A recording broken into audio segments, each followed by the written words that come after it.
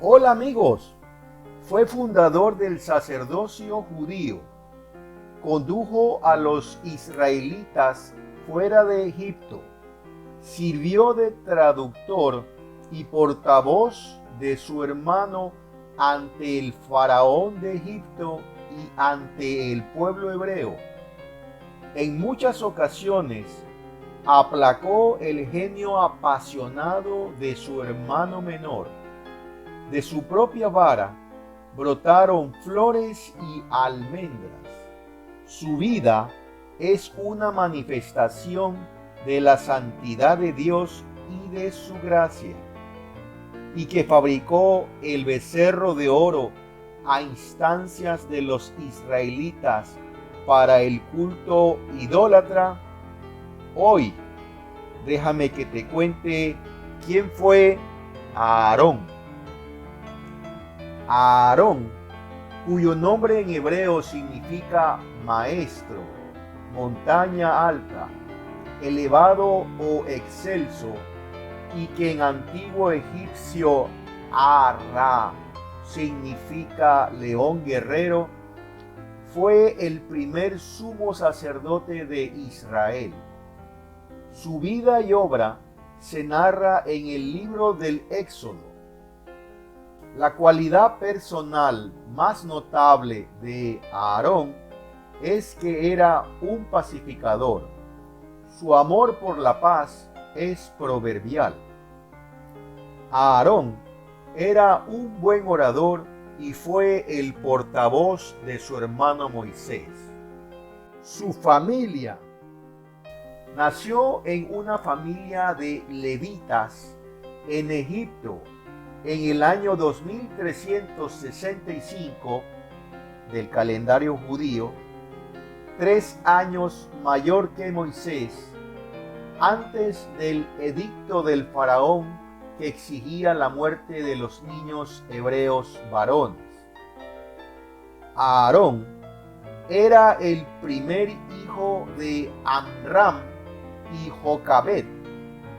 Su madre Jocabed era hija de Leví, nacida en Egipto, la que se casó con su sobrino Amram, hijo de Coat. El abuelo de Aarón, Coat, vivió 133 años y sus hijos fueron Amram, Ishar, Hebrón y Uziel. Coat era hijo del patriarca Leví y su esposa Melcha. Leví era uno de los hijos de Jacob y Lea.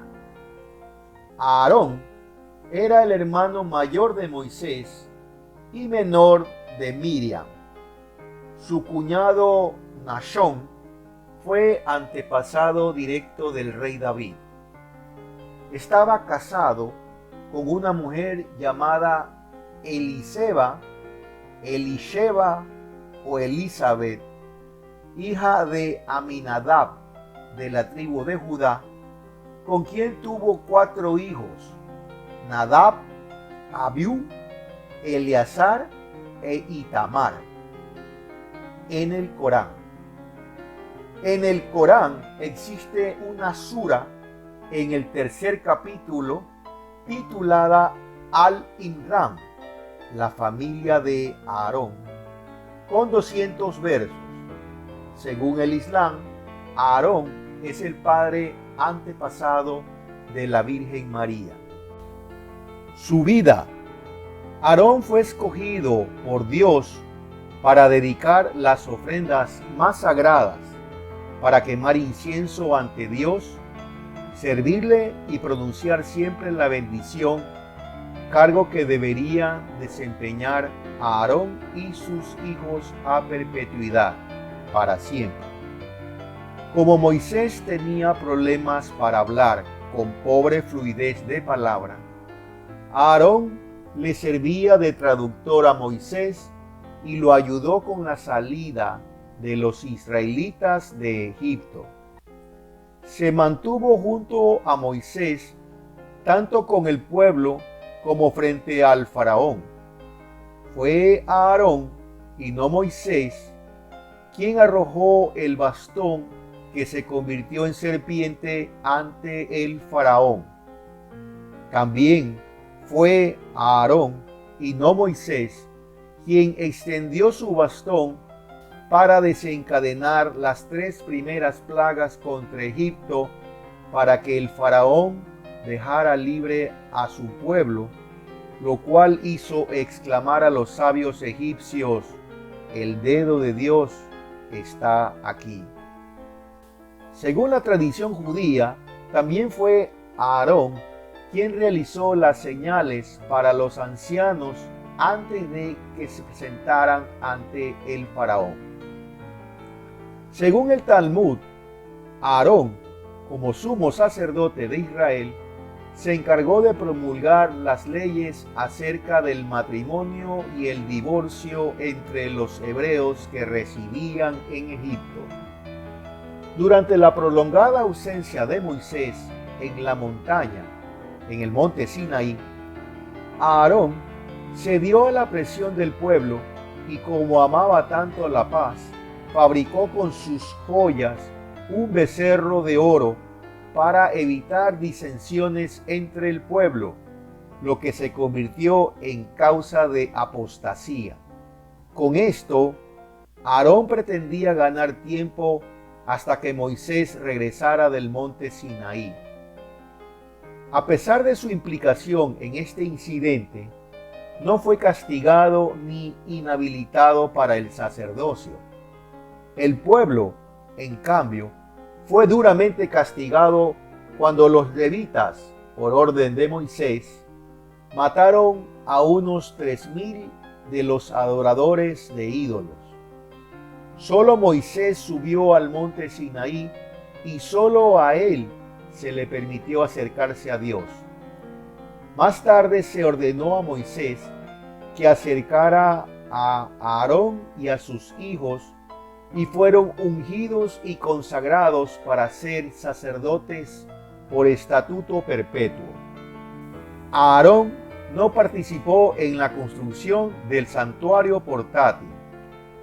Los hijos de Aarón debían asumir las vestiduras sacerdotales después de él. No se representa a Aarón como totalmente intachable.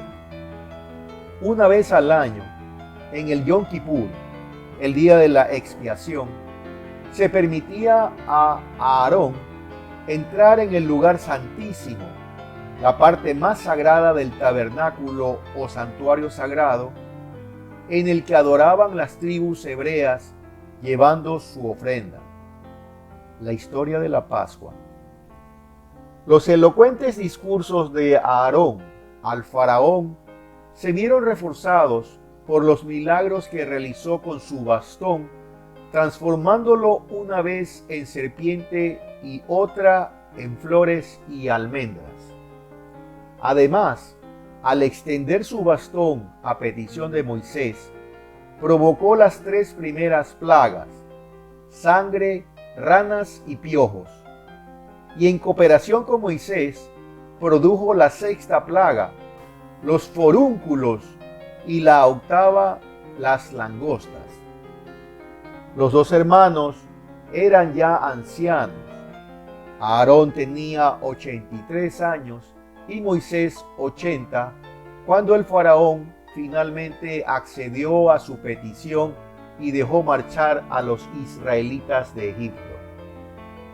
Tras la salida de Egipto, Aarón dejó de ser una figura central en los acontecimientos para convertirse en un actor secundario al lado de Moisés.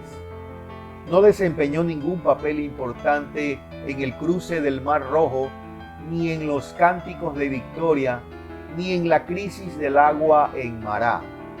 Reapareció más tarde en la relación con el incidente del maná. Salida de Egipto y ya en el desierto. Luego de la salida de Egipto, estando en el desierto de Sin, tuvo que escuchar con su hermano Moisés las murmuraciones del pueblo calmándolo con la promesa del maná y de las codornices. Mientras apaciguaba al pueblo, la gloria de Dios se manifestó en forma de nube, afirmando su autoridad. El desierto de Sin, conocido también como el desierto del pecado, Sin en hebreo, es una zona geográfica mencionada en la Biblia hebrea, Tanaj, como situada entre Elim y el monte Sinaí. Elim, a su vez, fue uno de los lugares donde acamparon los israelitas tras su éxodo de Egipto. Se menciona en Números como un lugar donde había 12 pozos de agua y 70 palmeras datileras, y que los israelitas acamparon allí cerca de las aguas. Conservó una urna llena del maná, un gomer y la vara de Aarón, junto con las tablas de la ley, que se mantendrían para las generaciones venideras, y las depositó en el arca de la alianza. El maná era un manjar milagroso enviado por Dios a modo de escarcha para alimentar al pueblo de Israel en el desierto.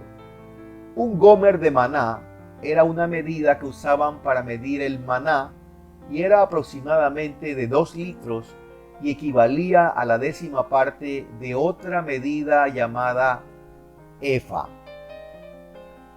Gozó del gran privilegio de subir con Moisés al monte Sinaí, junto con sus hijos Nadab y Abiú, y de los 70 ancianos de Israel, y pudo a Dios sin perder la vida. Recibe el encargo, juntamente con Hur, de resolver las posibles dificultades durante la ausencia de Moisés. Durante la batalla que los israelitas libraron contra los amalecitas en Refidim, Aarón, junto con Hur, sostuvo las manos de Moisés extendidas hacia arriba para asegurar la victoria. Más tarde, de nuevo con Hur, Aarón actuó como suplente de Moisés cuando su hermano subió al monte Sinaí para recibir las 2 tablas de piedra de la ley. Fricción entre hermanos. La Biblia registra un incidente de fricción entre los hermanos cuando Aarón se puso del lado de su hermana Miriam en contra del privilegio de Moisés, porque se había casado con una extranjera de nombre Séfora, de piel oscura, una mujer cusita, que generalmente se la describe como procedente de Madián, a orillas del Mar Rojo, pero como en el episodio del becerro de oro, la narración cuenta cómo Aarón fue simplemente reprendido, aunque Miriam fue castigada por la ofensa. Dios castigó a Miriam dejándole la piel leprosa, blanca como la nieve. Fue excluida del campamento durante 7 días hasta que su piel sanó. Aarón, de nuevo, no fue castigado. Ella entiende, pues, que se trata de un asunto de racismo. De allí que Dios hizo de aquella de lo que Miriam estaba tan orgullosa, la piel blanca, un motivo de desprecio mediante la lepra.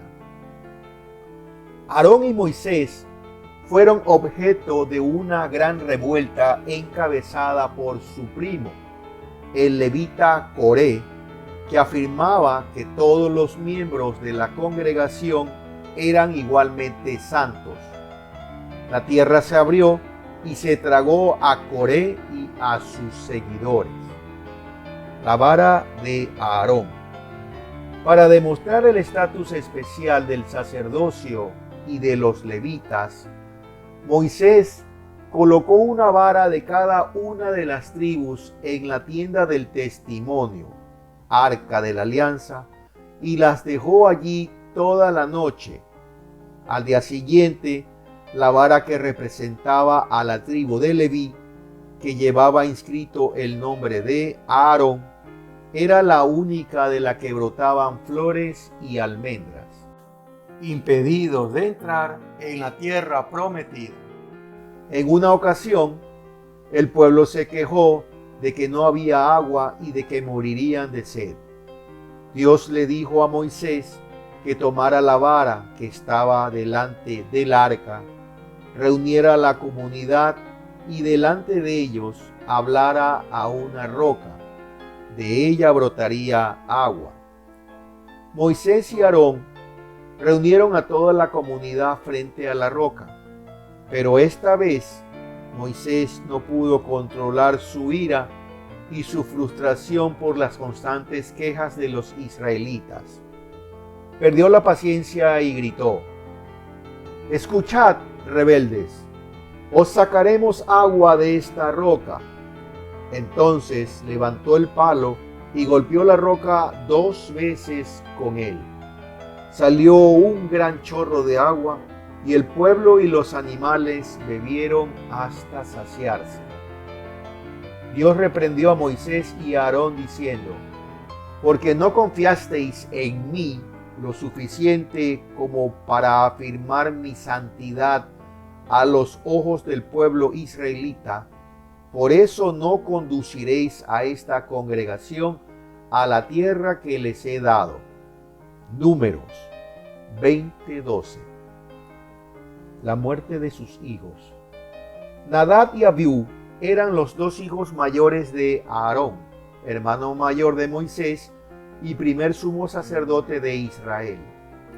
Ya que el sacerdocio en Israel era hereditario, tanto Nadab y Abiú fueron consagrados como sacerdotes al lado de su padre cuando llegaron a la edad estipulada por la ley.